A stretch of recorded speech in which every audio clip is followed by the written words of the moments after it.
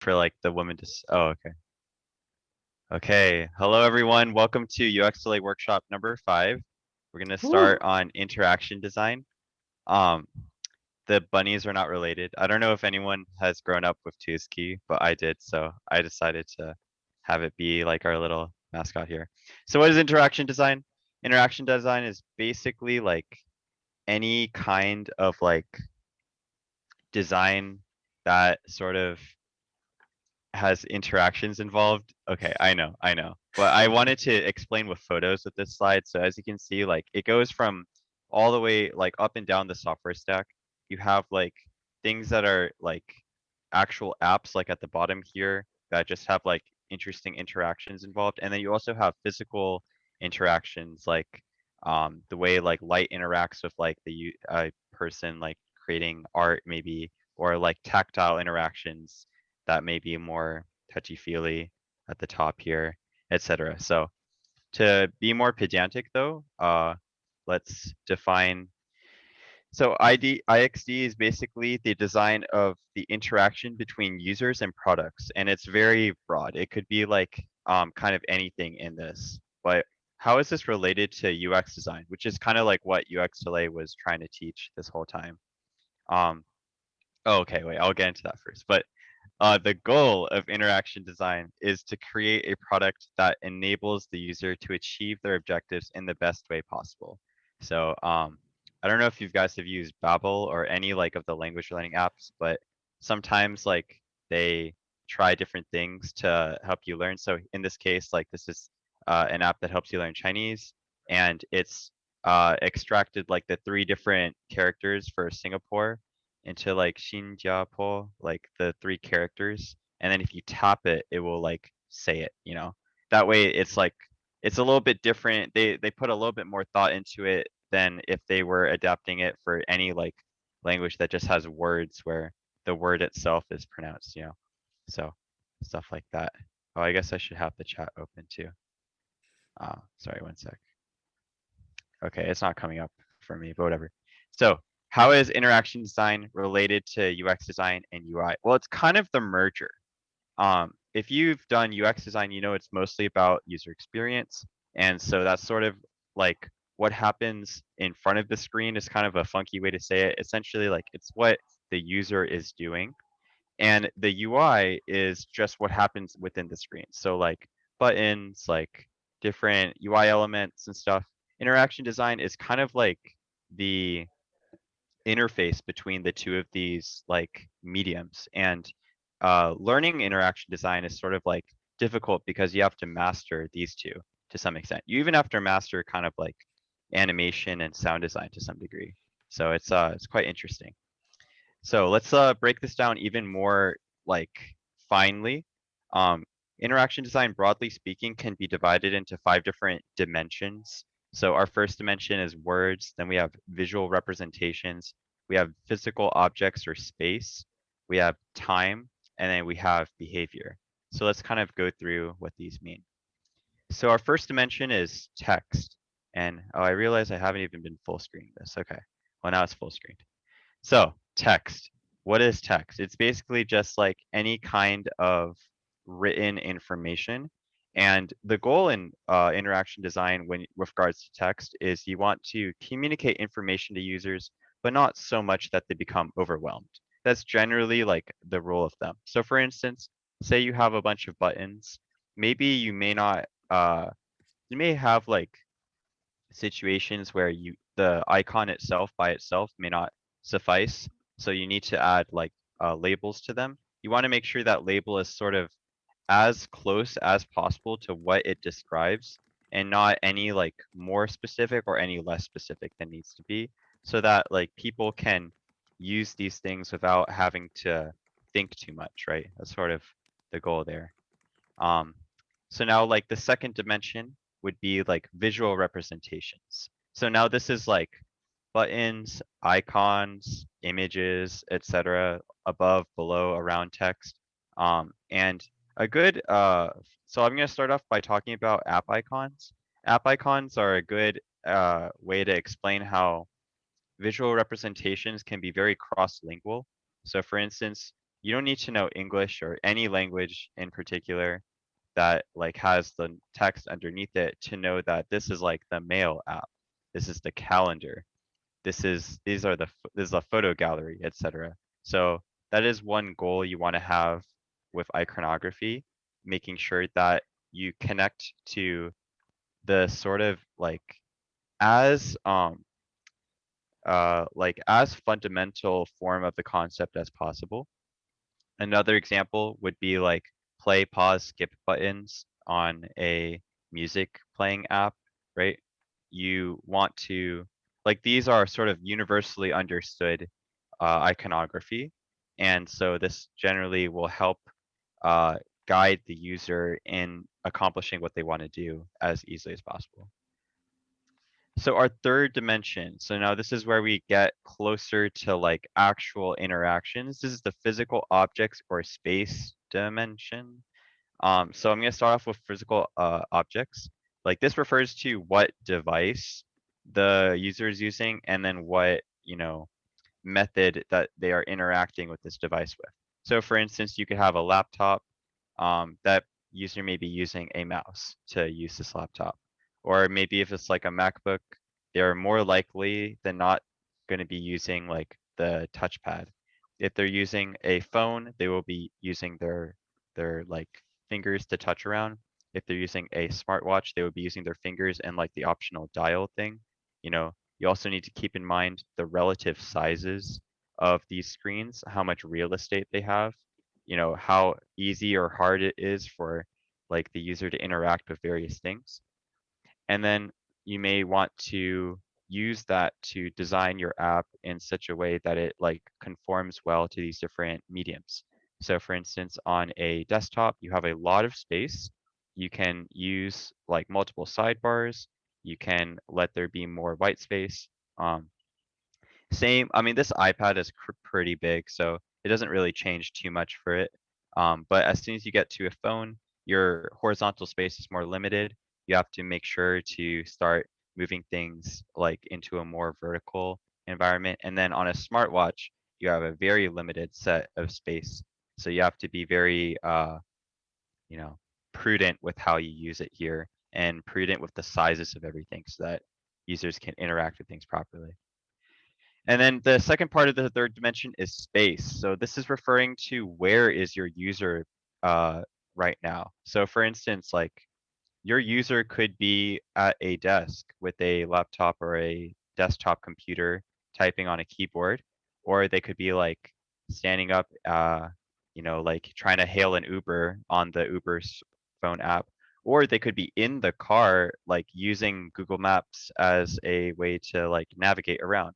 I mean, probably what they're gonna do is not like look up all the cities in Western Europe, but you get the idea. They're gonna be like driving.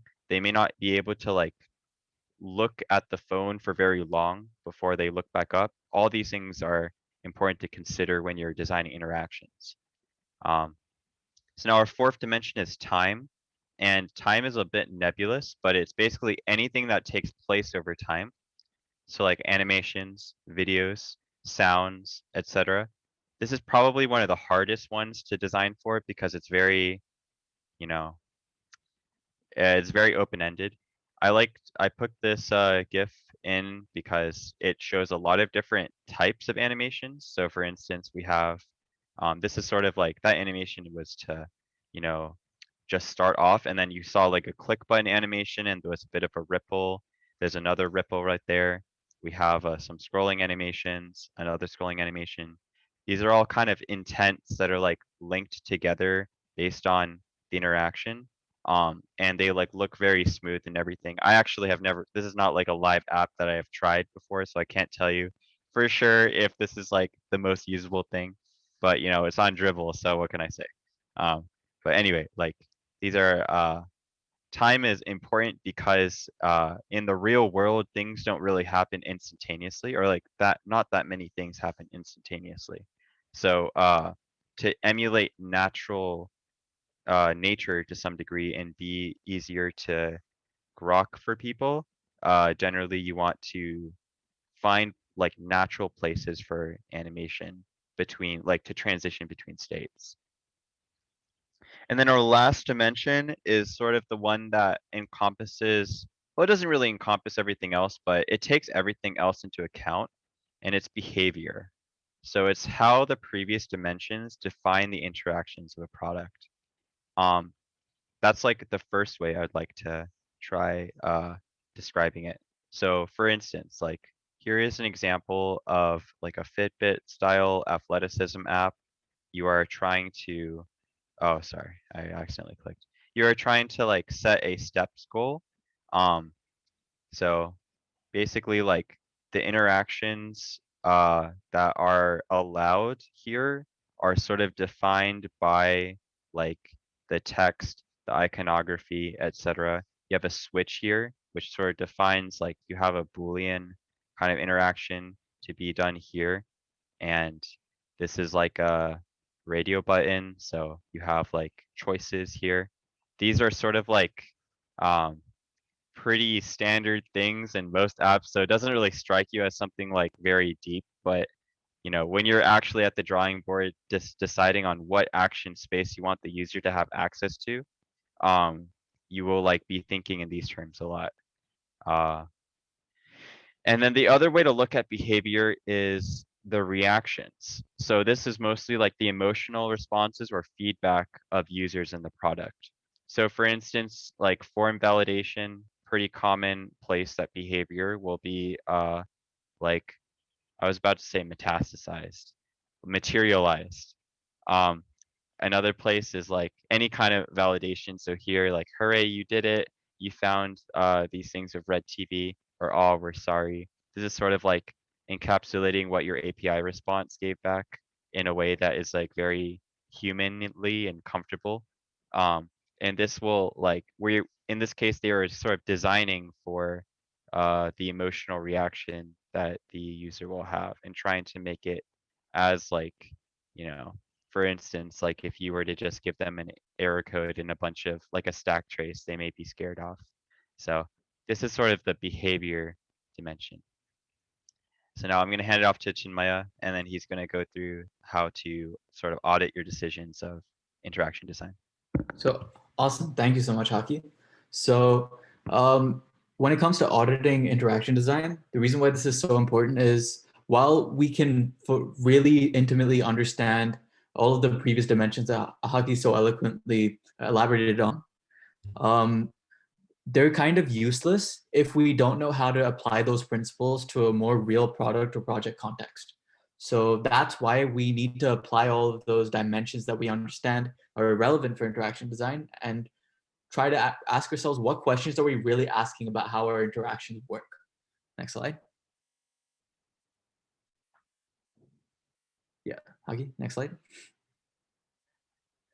So, okay, this is strange. Some of these just have not shown up. Yeah. Sorry, we're just going to scroll through here.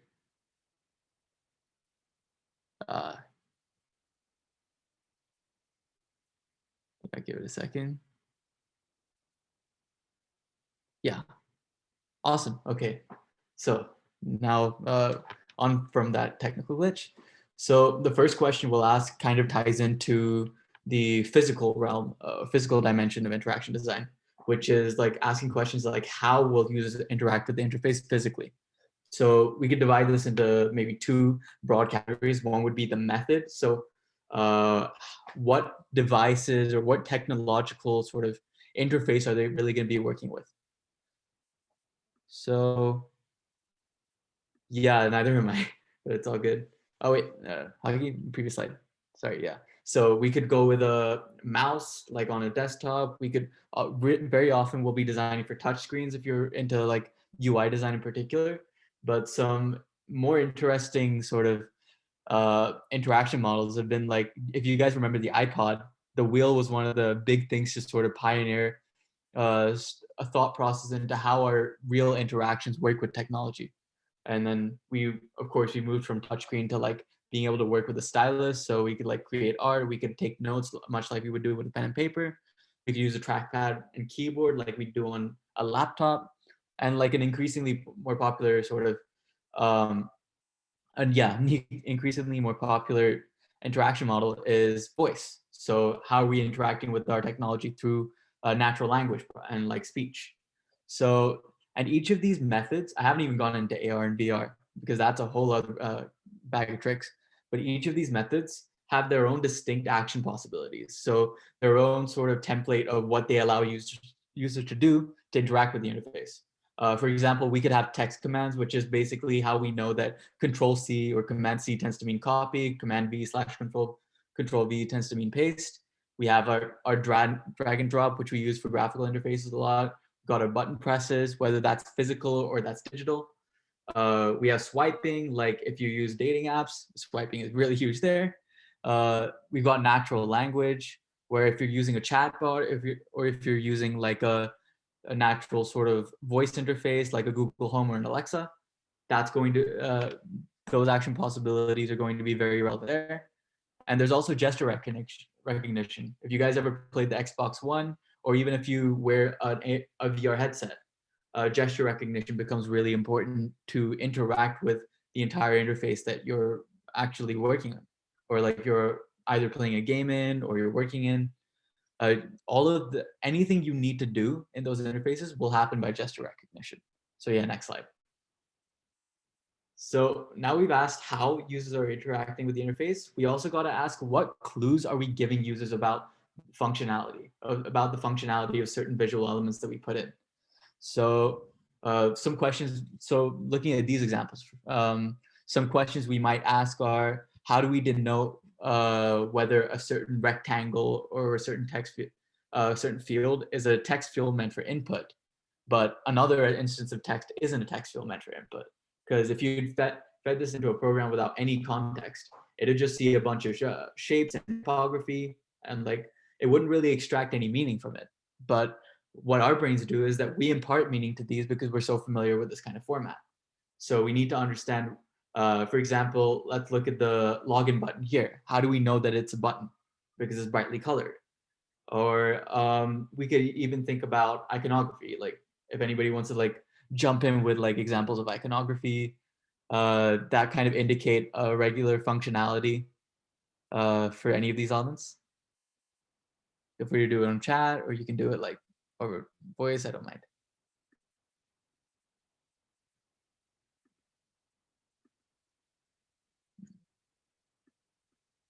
Well, with the iconography here, we can see that the X generally tends to mean like a clear or a cancel. We've got the, yeah, the I, that's usually a password thing because the I tends to signify privacy. Actually, in this, it's not exactly the most intuitive because usually I would signify that you can see the password you're entering, whereas a closed I would see that you're hiding it. So this example isn't the most intuitive, but in general, that's a really good example. The letter is obviously for an email, like we interact with it all the time through our inbox. And we can even use text as like signals of functionality to give users more context about the actions that they're about to take or the actions that they're currently trying to take. For example, like an onboarding flow. Here it's like a fictional app called Pegasus. So this little text field is so important, mainly because, yeah, mainly because it's giving you context about what the next step is going to entail if you wanted to see the tutorial. What exactly are you going to be looking at? It'll help the user prepare for what's coming in the future. So essentially what we're considering are the appearance of our visual elements and the information we're actually giving the user about the action that they're trying to take.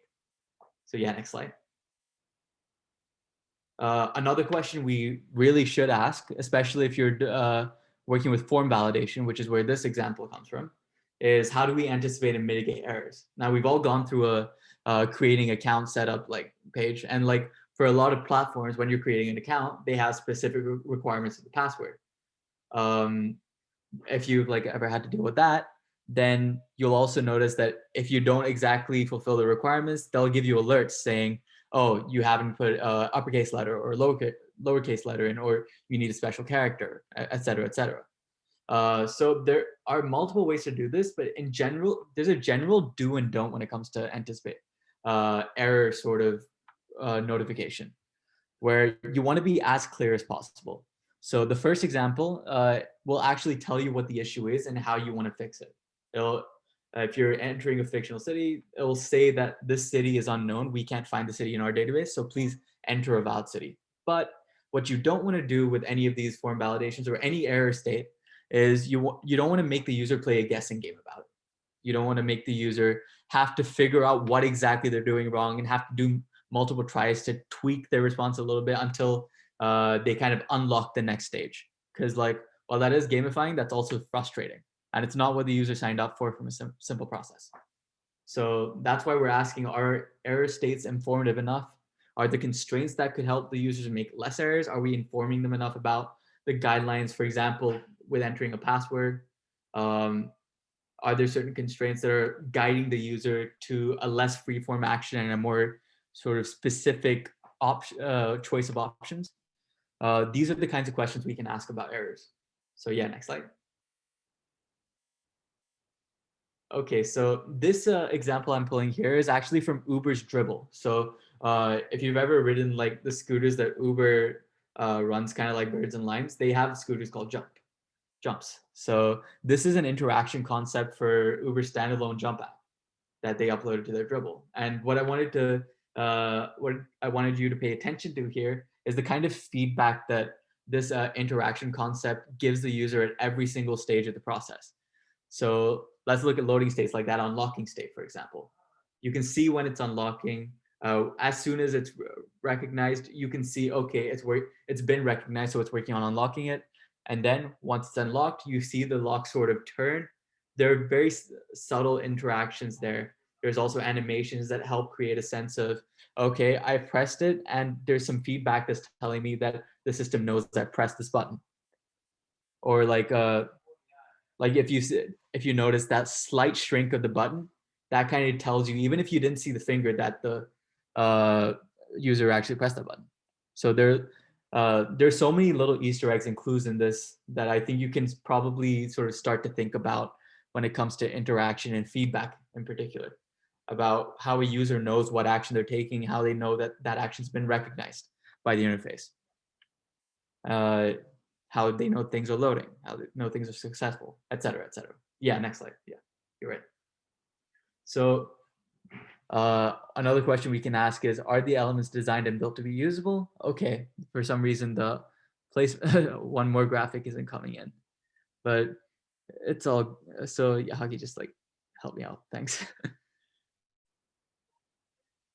Yeah, so basically, right, so we can talk about sizing and placement here in particular. So with sizing, like if we look at all these three button interact, or like all these three button options, which one looks like it'd be the easiest to interact with for a user? You'd probably think the largest one, right? And where you'd be right. And like understanding sizing in relation to interaction is so important, especially for touch interfaces, because especially for cases where when, for example, your finger or thumb touches the touch screen, it's not just touching at a particular point, it's touching an entire area.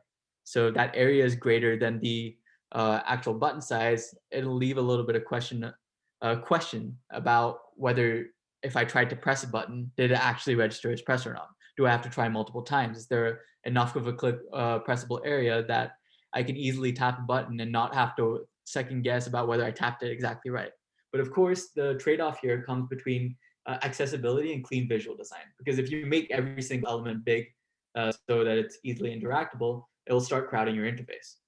And a big part of clean visual design is negative space. So, but with negative space, you need blank space, and you won't have a lot of that if everything's big. So it's a constant trade-off that you have to make whenever you're constructing a design across any interface, honestly. But another thing I want to talk about is placement. So this law called Fitts law is extremely important for both of these. And it's essentially a law that governs the trade-off between like user effort that they put into an interaction and the frequency that that interaction should be like done. So a really good example is the iPhone power off screen. If you own an iPhone, then you might have seen this. So this one's optimized for touch interaction, but like I want you to pay attention to what elements need the most effort and focus to access. So if you notice on top, you'll see that the slide to power off is situated right at the top. And like if you've ever held your iPhone, you might have noticed that you tend to hold your iPhone from the bottom instead of like the top, which means that you have to stretch your thumb or your finger to actually slide to power it off. Meanwhile, the cancel button, by contrast, is very easily accessible. And that's because powering off or turning your phone off is like a very high commitment task. So Apple wanted to make sure that users aren't just turning their phone off accidentally, and they wanted to make it harder to turn their phone off accidentally when they didn't really mean to. That's why, for example, especially because when you're turning your phone off, you're not even pressing the touchscreen, you're generally pressing buttons on the side of your phone, which means it's very easy to make that mistake.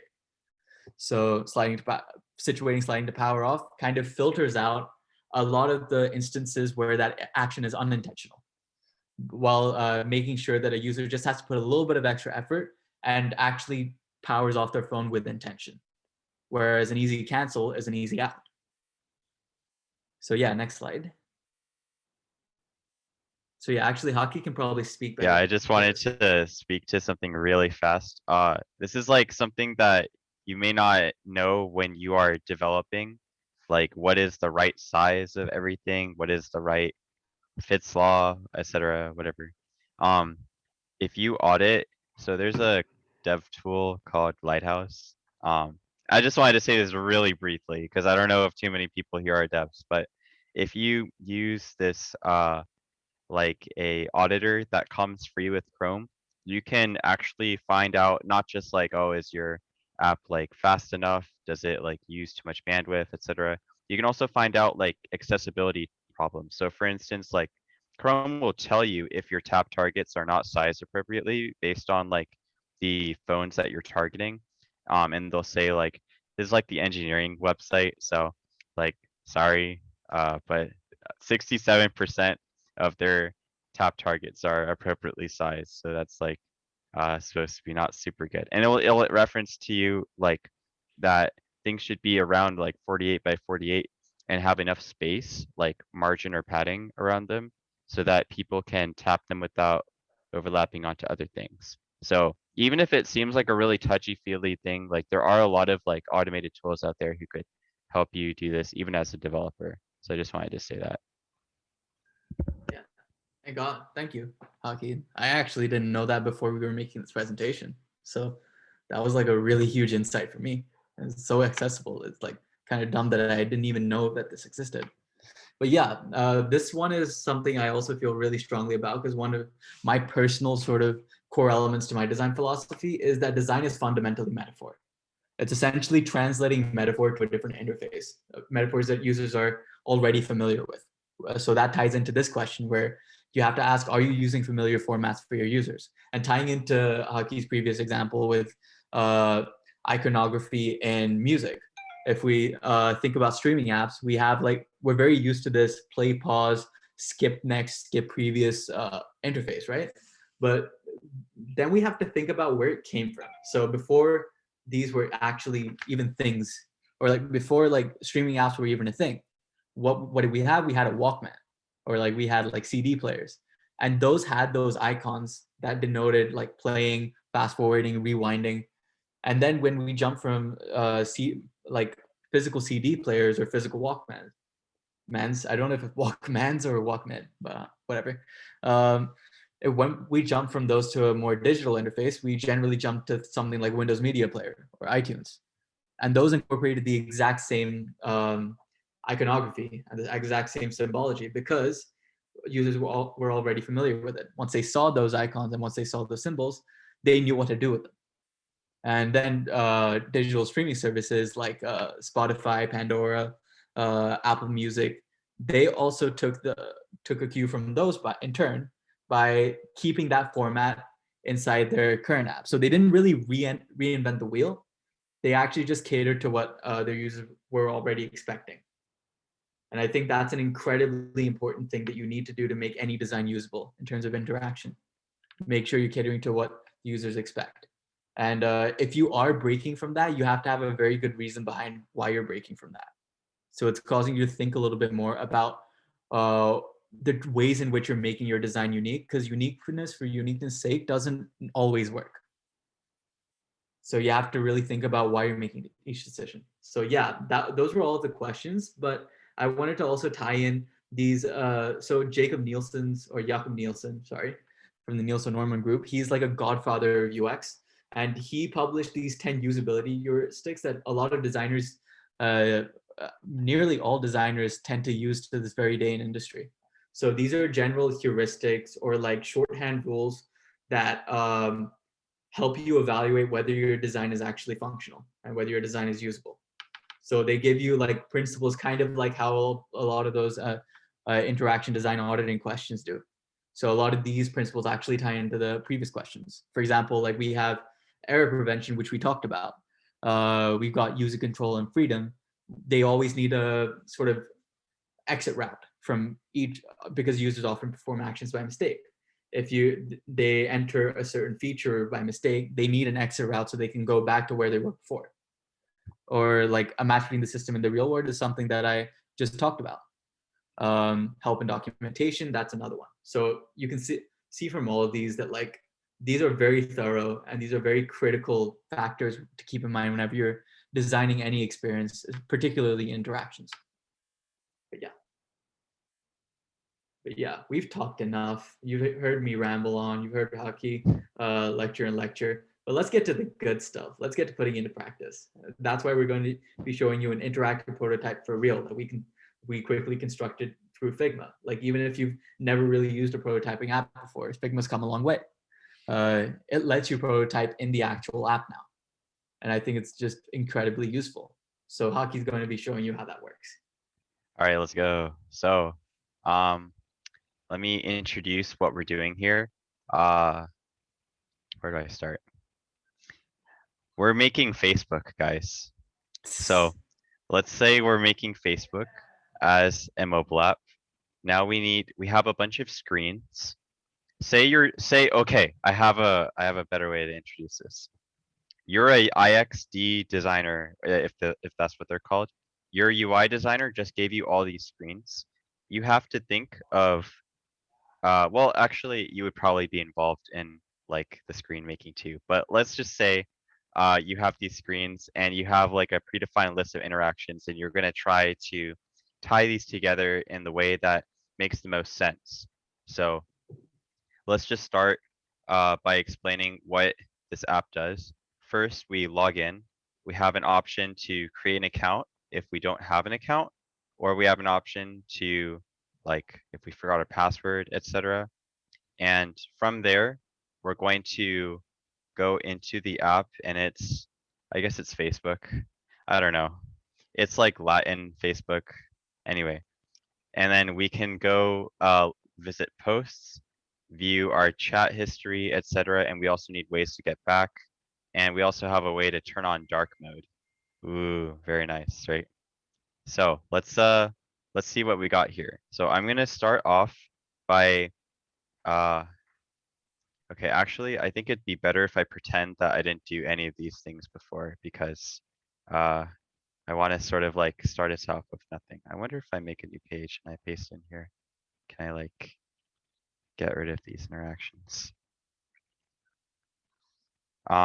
I'm just gonna quickly, like, I think it makes more sense if I start from nothing so that you guys are like coming at the same pace as I am, asking the same questions, etc. Okay, so the first thing we're gonna do, so I'm gonna pretend that we're a designer in Figma, right?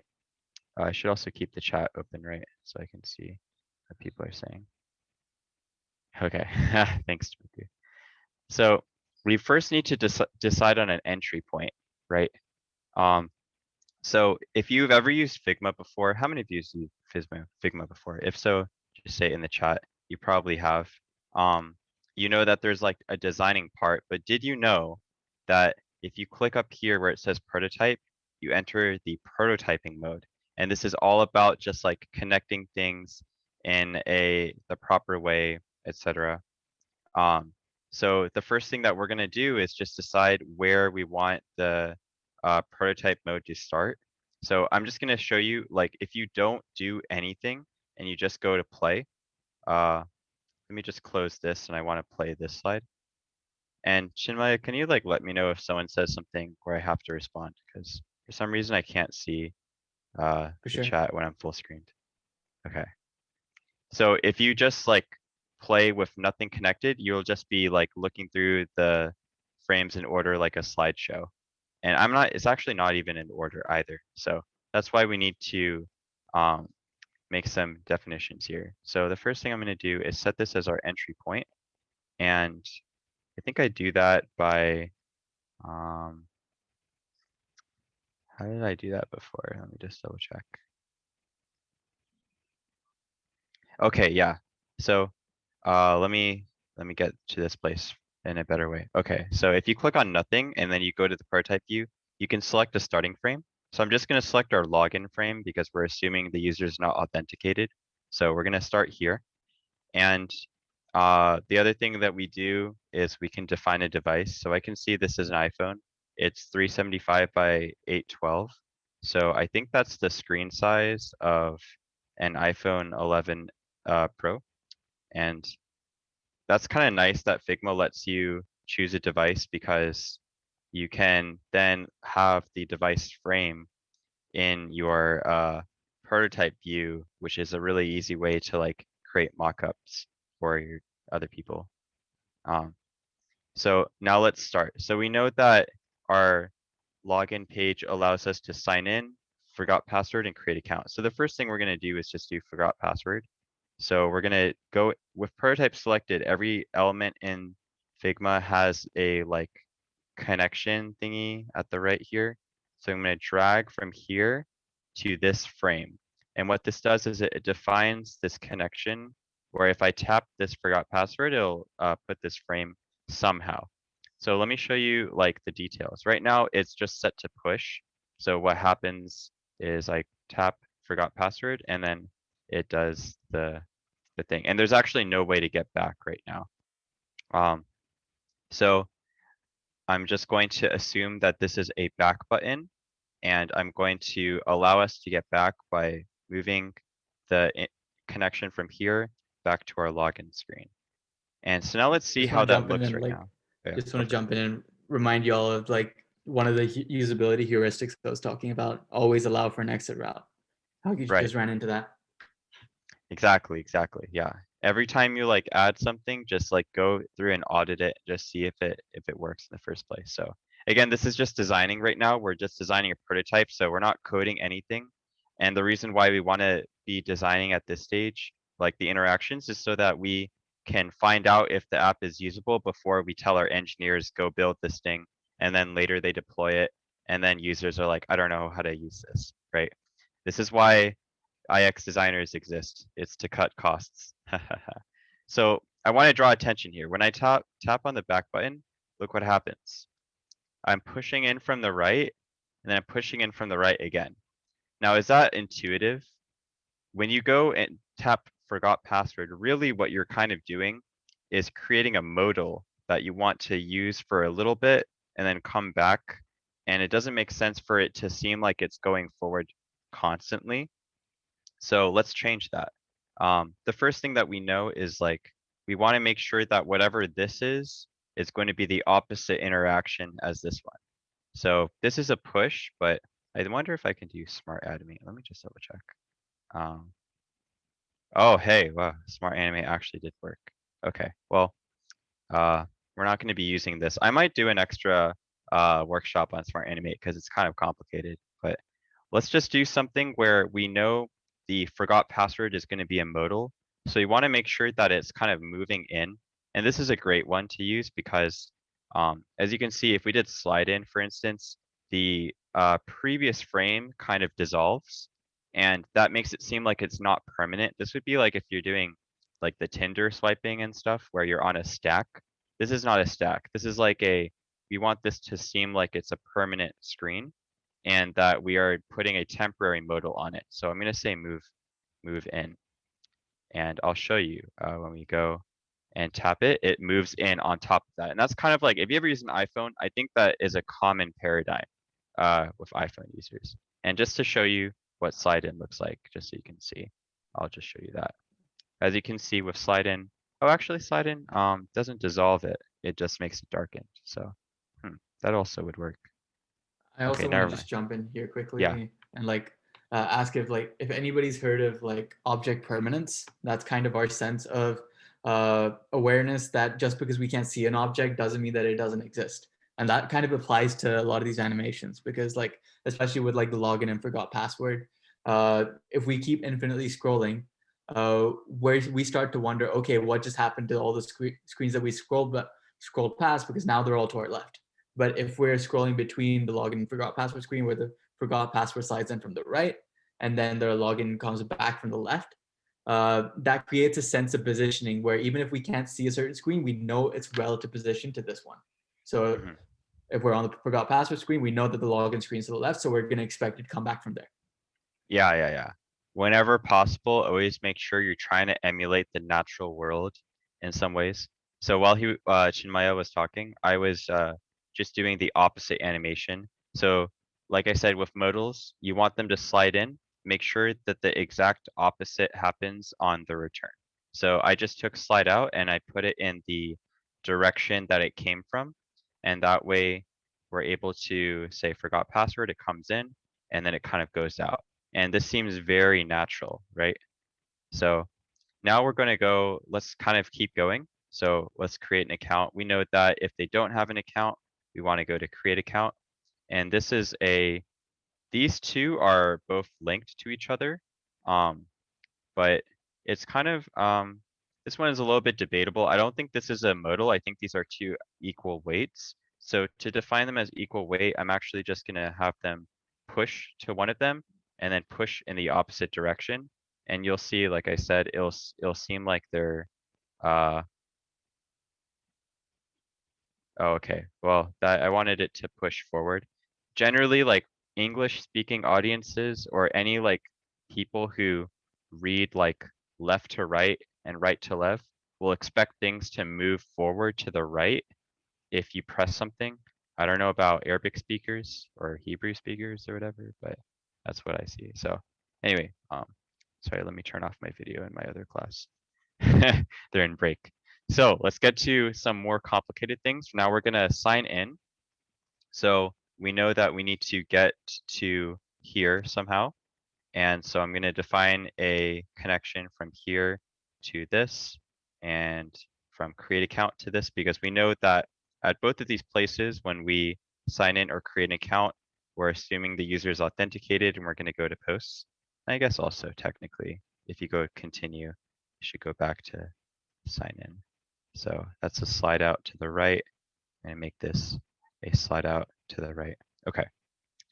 So now these are both kind of login screens that we assume were equal weight. And then once you log in, you kind of go to the main app. So in some sense, these could be dissolves because they're like, you're moving on to a new thing that's not even in the same like reference frame, I guess I would say. So that's what I'm gonna do. And if you ever, dissolve just means fade. Dissolve is like a film term. If you've ever like studied filmography and you like looked at all the different transitions between clips in like Adobe Premiere, that's what that is. You might Okay, have so also now seen we're a dissolve animation in your PowerPoints. in PowerPoints. Yeah. Although I think the one in PowerPoint is like a little more grainy for some reason, or maybe I don't know. It is. It gives you like a frosted glass kind of effect, which is nice in Hmm. itself, but like it's different. So let's see where we were at. Okay, we got forgot password. We can do forgot password like this, create account like that, and we dissolve into the main app. Very nice. Okay, so now let's talk about so actually, let me really quickly show something um, to illustrate what we're gonna try to make. So I'm gonna quickly go to material.io because I know that they did a good job explaining this. Do you see my Chrome, by the way? I can see it. Yeah? Okay. So if you ever seen material design, I mean, if you have an Android phone, you've probably seen material design. But they do have a section where they talk ad nauseum about all of this animation stuff. And I wanted to see if I could find it really fast because I wanted to show you what we're gonna do um, before we actually do it. So let's go to where they define motion. And all this stuff is like object permanent stuff. Okay. So what I want to draw attention to is like, think about when you are reading a physical piece of paper. What do you do when you want to see more of the paper, right? Just think like super basic, right? It's a piece of paper. From afar, you see like the big headlines and whatever. If you want to see more, you just bring it closer to your face, right? We want to emulate the natural world. So when you're trying to define a master detail layout, one really natural way to do it is to keep the permanence on the headings, the iconography, the images that are available in the smaller thing, and have it animate out into the big thing so that they see that it's the same thing, instead of like not having, you know, a connection between them. Here, you see this again, like we have a linear list of things. You tap on one of them, that same heading is permanent. It's like it moves up, and you as the user can understand that these are the same thing. If there was an instant transition, you may not make that connection. So that's kind of what one of the things that material design not necessarily pioneered, but they're like, since it's Google, it's like the first big tech like standardization of this stuff, I would say. So anyway, let's try to do that. And I actually haven't successfully done this on my own just yet, so we're gonna kind of learn. So in I see Chinmaya is sheepishly smiling. In Figma, there is something called Smart Animate, and I want to draw attention to how this works. Essentially, you notice that when we were going and choosing different ways to animate, we had Instant Dissolve, Smart Animate, and then below that were the Move In, Move Out, Push, Slide in, Slide Out. So these are kind of like the movement-based animations, and these are the non-movement-based animations. What Smart Animate does is it tries to interpolate between the same frame on different uh, frames, I guess. So I'm just gonna quickly see if this will work by itself if I don't have to do any extra work. And I guess, oh yeah, I need Okay, escape quick route. tip. Yeah, go for it. Make sure that the frames are labeled the same thing on each page. That can help. At Oh least if yeah, it works the same as it does on principle, that's kind of what you really need to do. okay. It says image one on both, so let's try it. So cool. That should work then. You see? Let's see. Did it work? Hold on. Oh wait, it kind of worked. It dissolved out. Oh, the comments moved up and down. I see. Okay. Let's work through this. Let's see how we can get this to work. So, I'm gonna create a quick, uh, like example. And in this frame, I will define, oh, okay. I don't know, do they have to be the same frame? Let's see. I'm going to move this in here and make this larger.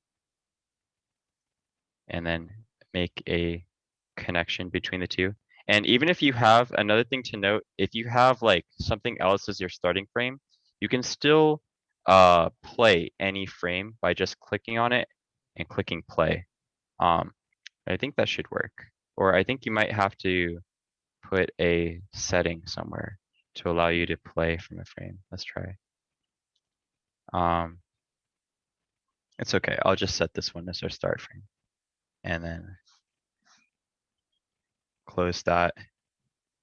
Say none here so that I get this full thing, and then click play again. And let's see how this will work. Okay, so our smart animation is working. You can see that the box is kind of like animating out.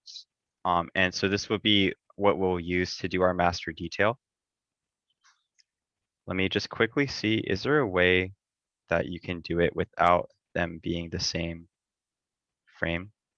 If I was to move these in by themselves. Oh, what happened? Oh, it's because that one's in here. I don't think, oh, it does work. Oh, it even works without the frame naming. Okay, then let's try to get this to work then.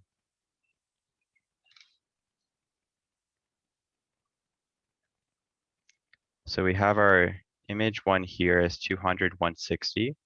And then we have this here.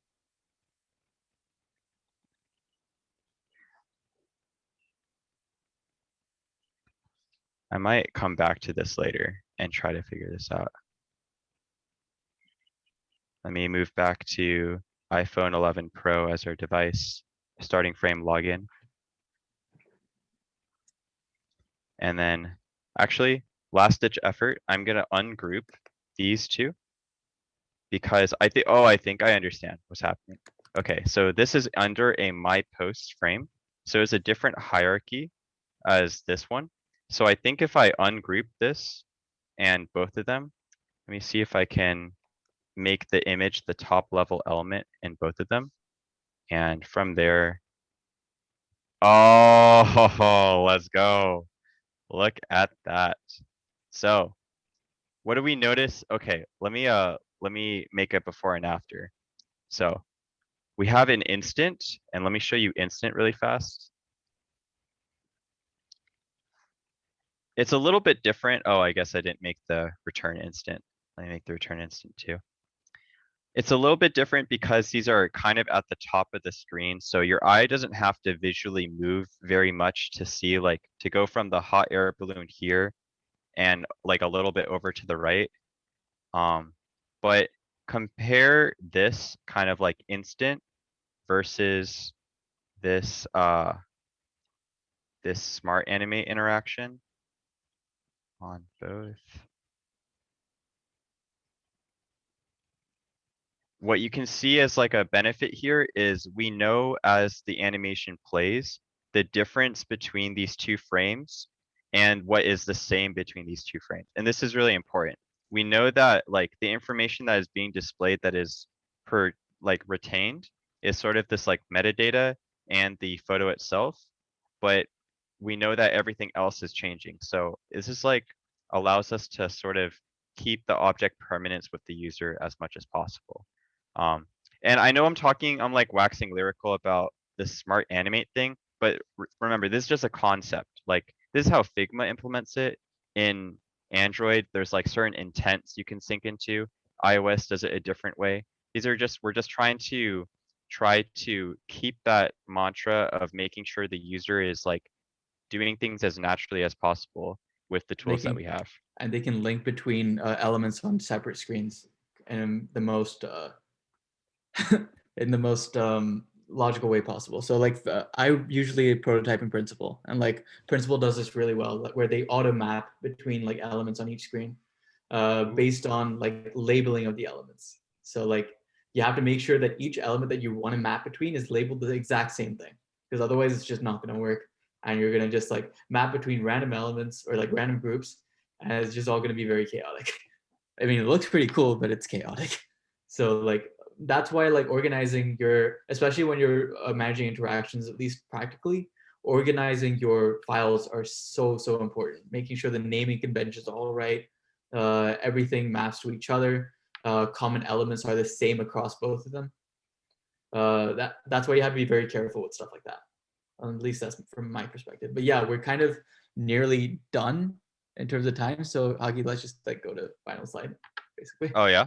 Are we already done? Yeah, Okay. we're nearly done. So like, yeah, just All right, final let me slide. play it again.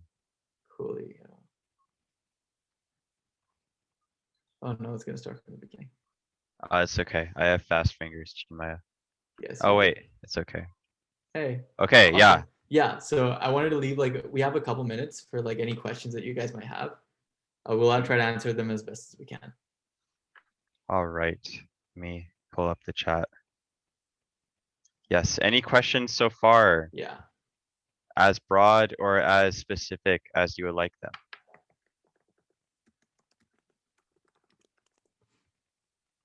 Just keep in mind that we will try and share this Figma file with you, including all of the interactive pages. So you can literally just start a separate page, or you can make a duplicate of this Figma in your own account and start experimenting with like prototyping using the interfaces that like we were working on. So just in case you guys were like asking that at the back of your mind.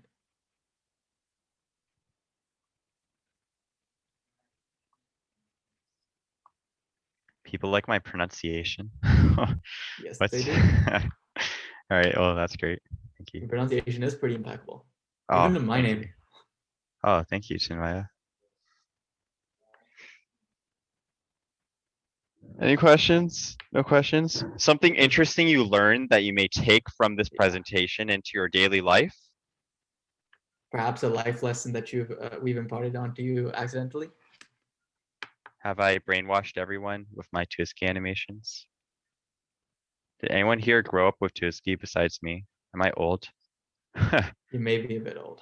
I'm not really that old. I'm like a year older than you. Do not say words. I didn't grow up with Tuski, okay? Okay, but I don't know. Okay. You were alive when it happened, so I don't know. Right. I was also alive when the 2008 Wall Street crash happened. Okay, I mean, that's true. These are true facts. Ah, gonna be on the look. Yes, yes, yes. Yes. It's also easy. Something to note, this is really hard to code. Like, Mhm. if you ever made a web app, you'll notice that like screens in web apps do not animate. They go from one to the other. So you actually need a router or sometimes a virtual scroll implementation to do like complicated animations between routes. Very, very easy to do in Figma, hard to code. So if you're ever working for an engineering team, make sure you flex this so that you don't make them do a bunch of work that they don't have to. And that's why interaction design is so important. So we don't make them do a bunch of unnecessary work, because a lot of this stuff is harder to code than it is to design, which means we have to be very careful when we're planning it. But yeah, Absolutely. if there are no more questions, I'm going to stop the recording. All right. Thank you very much for So coming, thank you everybody. very, very much. As you know, I am Hakan. This is Chinmaya. We are part of ACM Design. If you like what you see here, we are We're you doing know, workshops all quarter. doing workshops all quarter. And if you want to get more involved, you can go to the ACM Design Facebook group or just get involved with ACM in general. And yeah, thank you guys so much for coming. Okay. Yeah, I'm going to just stop recording and I'm going to stick around for a little bit just in case you guys have any